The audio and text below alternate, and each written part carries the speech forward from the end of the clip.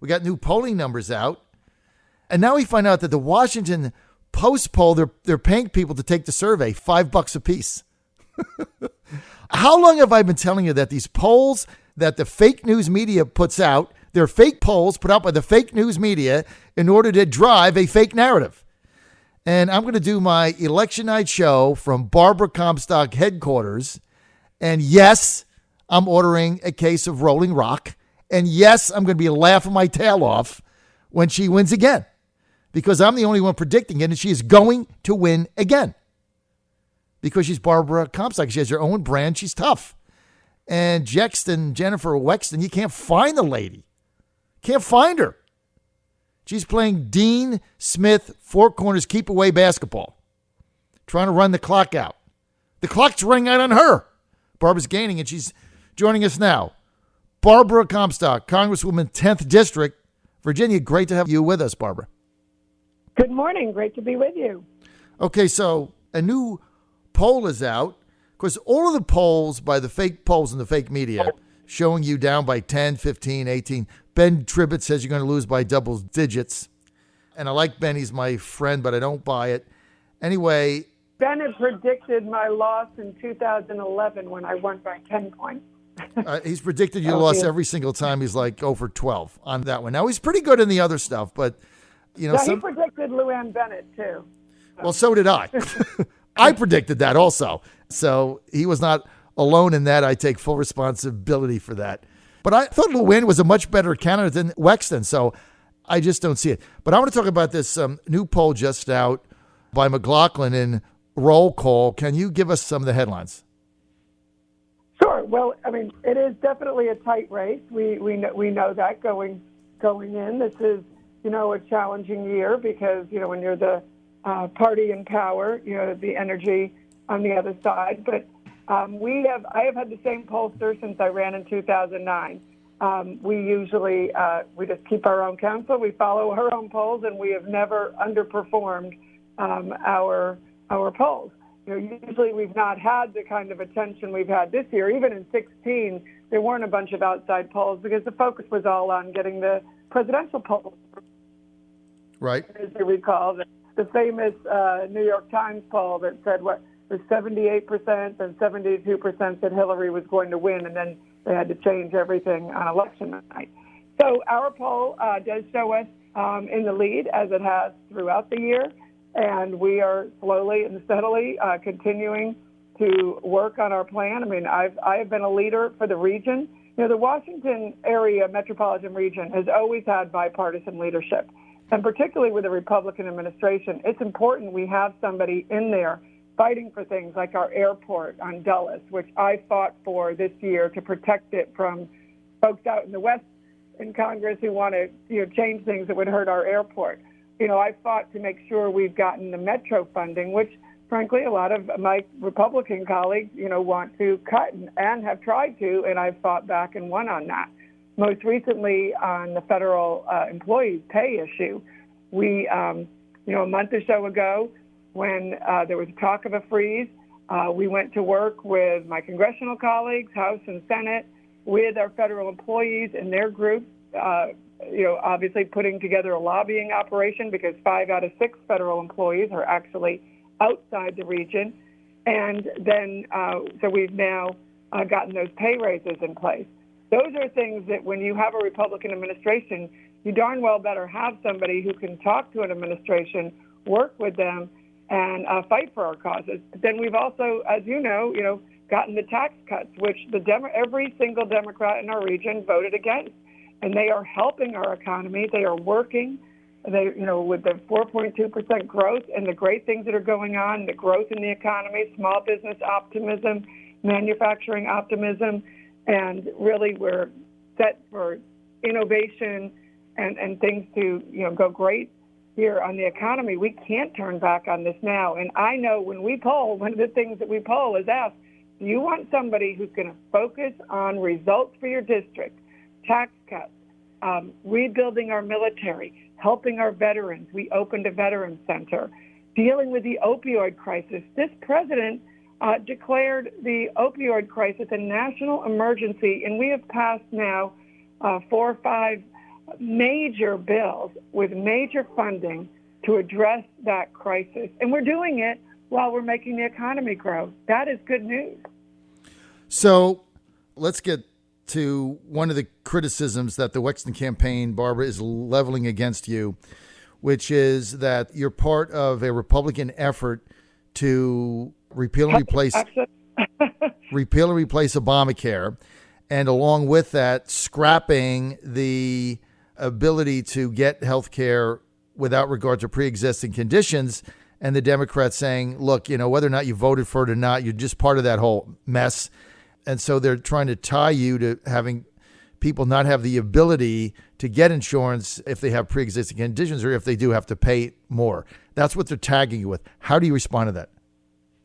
Well, first, that's absolutely false. As you know, and it was a difficult and challenging, vote, I did not vote for the Republican bill to repeal and replace because of that very concern on pre-existing conditions. And we've been protecting that. One of the problems with Obamacare and that we're dealing with now is because it hurt sort of the small business market and drove up costs because of the way it shifted everything in the healthcare economy. That has been a challenge. But we have been working on protecting that, and we have made that a priority to protect pre-existing conditions.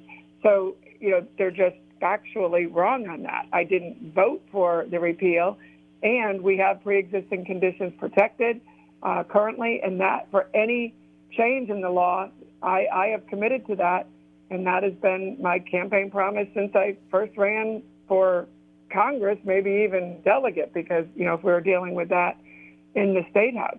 And we have expanded health care protections. We've done things that the Democrats actually oppose, like passing things like right to try legislation, which if you have a fatal disease and a drug is still in the FDA process and it hasn't gotten through there, we want you to be able to get that drug and be able to use it. I've supported healthcare savings account expansions that are bipartisan. And we have Democrats who have supported these bills, yet my opponent opposes them. And they would allow you to buy things like over-the-counter drugs, and I think birth control should be over-the-counter too, but be able to buy that and use it on your health savings account, pre-tax money. So things like allergy medicines that are over-the-counter now, birth control pills that should be over-the-counter. Any of those, many things that you can go to the pharmacy and get easily instead of getting a prescription, I think should be able to be on your health savings account. And so do many Democrats, but not my opponent who opposes anything. She is part of the resistance. If the president supports it, she attacks it. That they attack that list of votes that Congress has passed and the president has signed. And as we've gone through on this show, it includes things like regulatory reforms, banking reform that our two senators voted for. It includes 7 bills that funded the government and kept it open. I am the only one in this region who has never voted for a government shutdown. Now, she would have been with the Schumer shutdown, hurting our military. And that's something she never talks about, is rebuilding our military, what we've done, which has made such a difference, not just for protecting us on national security, which we are so much stronger. I know in the lead-in you were talking about, our strength in our relationship with Israel, and I was just with Mike Pompeo last night at an event, and he talking about that strength of that relationship that we have with Israel now that has really been one of the hallmarks, I think, of this administration. And she's exactly on the opposite side on that. We're with Barbara Comstock, Republican Congresswoman, 10th District of Virginia. That's the Northern Virginia area. Barbara is running for a third term on November 6th. In the midterm, she's opposed by Democrat State Senator from Loudoun County, Jennifer Weston. Most polls show Weston with the lead. I'm predicting that Barbara's going to win, although I predicted against her the last time. So I've got a lot of credibility. You were the only race in 2016 here, Barbara, that I got wrong.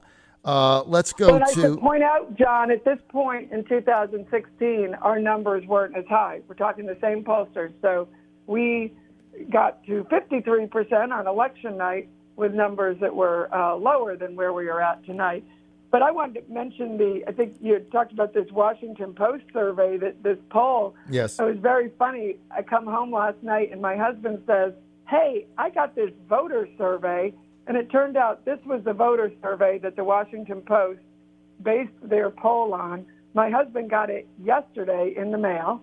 And it was offering him $5 to take this survey. And this was the survey they had already reported. And then when he went online to look at it, it was closed. So, I mean, this is the silly survey that they were talking about. They mailed it out to you.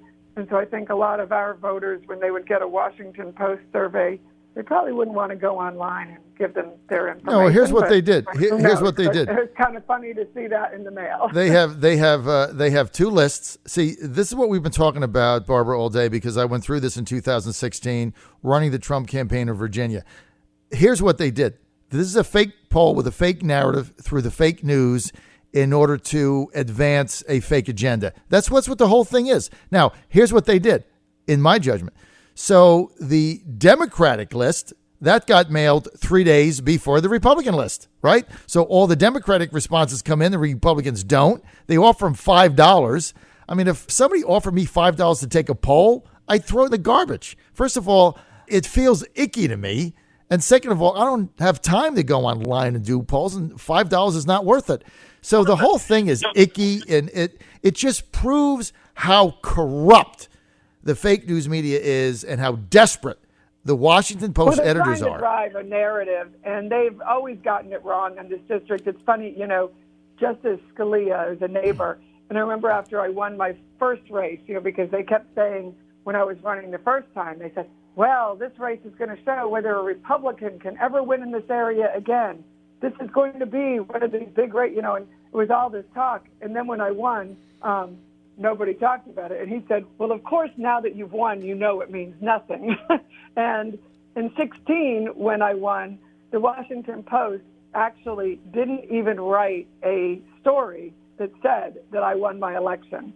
It was in a story about Tim Kaine lost. I was somewhere in the middle or the end of that story. So, this is how it's played. We know, but we're focused on the priorities of the district. And tell you, you were at our debate. You saw, all the things that we were talking about leading on. Preventing crime, the opioid crisis, really being in tune with our local jobs and economy, our tech economy.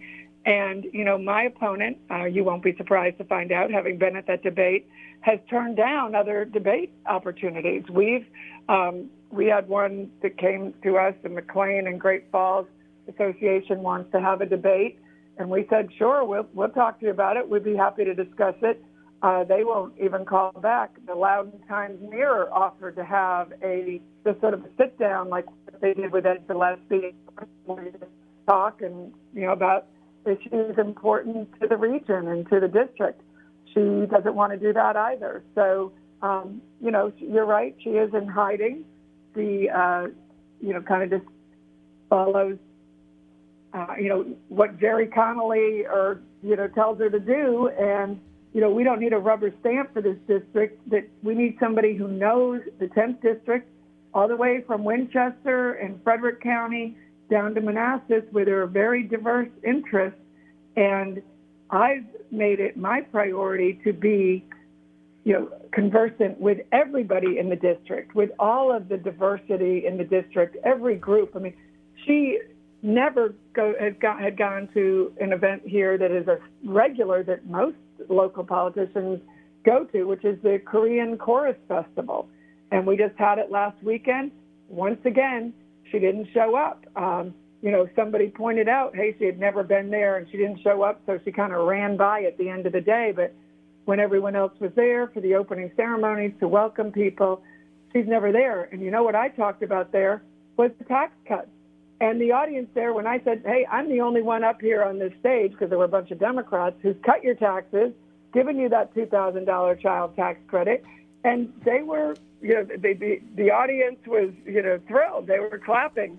And this was, and this is why we go out and campaign everywhere, because we know our message of being able to keep more of your own money, having a country that's economically strong, our national security is strong, you and your children get more freedom and opportunity in this, great area that we live in where you can live the American dream. That's what people come to, and we have that melting pot here.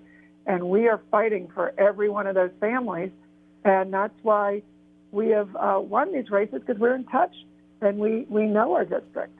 Barbara, your majority leader, Kevin McCarthy, yesterday went to the southern border of the United States, and he says that he's going to introduce a bill in the next few days that basically would fund President Trump's border wall to the tune of $24 billion, which is what they estimate will be needed. And he wants to make that a litmus test, turning that issue, funding the wall, as to midterm, basically, referendum. Is that something that you're in favor of or not? Sure. I have voted for that. And you know what people forget is back when they had that, remember that Gang of Eight that they had? Yeah. There was $40 billion for border security in that bill. So a compromise on immigration has always included and should include the border security, funding the wall. I mean, you have multiple ways of border security, not just the wall, but doing that. And so that has always been part of an immigration compromise. That's what the president put forward. But you have this resistant minority that Democrats who want to attack anything just because it's the president is putting it forward. And I think we've got to get past that. When I was in Congress with Barack Obama, I didn't oppose dealing with the opioid crisis or doing, new cures and putting in funding at NIH just because Obama was supporting it. And this is what's going on right now, which is really hurtful for the country. So we can get to a DACA solution, border security solution, having reforms that work for people in our area who want to play by the rules on immigration rules, if we can just all sit down and get that compromise, because that has been, those kind of terms have been on the table in a lot of different ways, and I appreciate that the president wants to compromise on DACA and things where he might not have been there before, but now he is. So he's put forward that. Leader McCarthy is doing that. The Democrats need to come to the table. Okay, let's get to Jamal Khashoggi. Barbara, this is very troubling to me and a lot of people. This is a journalist. Yeah. This is a journalist that was living in self-imposed exile right here in Northern Virginia. He was an employee of an American company, the Washington Post. He was very critical in his post articles and tweets and other things about the current Saudi regime under Mohammed bin Salman. Very critical. Now we have FBI intel leaked that our intel sources said that the Saudis were attempting to lure him back into Saudi Arabia in an effort to interrogate him and then we would assume put him in jail. He goes into the Istanbul Saudi consulate in Turkey to get paperwork so that he can get married, that he can show the Turkish authorities that he is legally divorced in Saudi Arabia so that he can get married to his Turkish fiancée and do the right thing. We have footage of him going in. We have no footage of him coming out. Turkish authorities are saying that there was foul play involved. Meantime, we're funding Turkish military. We're selling them arms. What's the deal here? It is. The stories are so gruesome, and it's really horrifying. I mean, clearly, and then the tape disappearing, and I think there's a lot of things we need to have answered, and the Saudis have to come to the table and get information. We have to demand that kind of accountability, and it's really the freedom of the press, something we value here, and obviously somebody who is trying to tell the truth about what's going on in his home country, something that he came to be very concerned about. So I think his voice was important, and we need to find out what happened here. Well, there's, finding out, and that could take forever. And I think Mohammed bin Salman just kind of underestimated the media frenzy here. He thought it would kind of die out. I thought the President Trump is doing a masterfully brilliant thing in inviting the Turkish fiancé of Jamal Khashoggi to the White House. That's going to put more media focus on this. Rand Paul has called for an immediate suspension of sales of any armaments to Saudi Arabia until they can provide evidence that he's okay or something. Are you in favor of that? I'm sorry, my phone was going in and out. I didn't hear what was the proposal. Rand Paul is one. He has proposed a complete suspension. Okay. I haven't seen that yet, but I think obviously we have to consider taking actions until we get more answers. I mean, the answers we have are not satisfactory, and how those 15 guys who traveled and what they were up to, and how they got there and who knew about that. Those are a lot of important things that we need to find out. All right, we're going to leave it at that. We're out of time. I want to thank. If we take action to do that, I think we need to be open to a lot of different alternatives to make sure we hunt that information down. We're out of time. Thank you, Barbara, for being with us. Republican Congresswoman Barbara Comstock, representing the 10th District of Virginia. She's up for a third term on November 6th. Barbara, people want more information. Where do they go? Barbara Comstock for Congress.com, and we would welcome your donations because we know my opponent's getting lots from Nancy Pelosi. Hillary Clinton tweeted about her yesterday, and California, New York money is coming in. We'd love to have Virginia money and get your help, and we will fight here to the finish and be continuing to represent this great district. Website again? Barbara Comstock for Congress.com.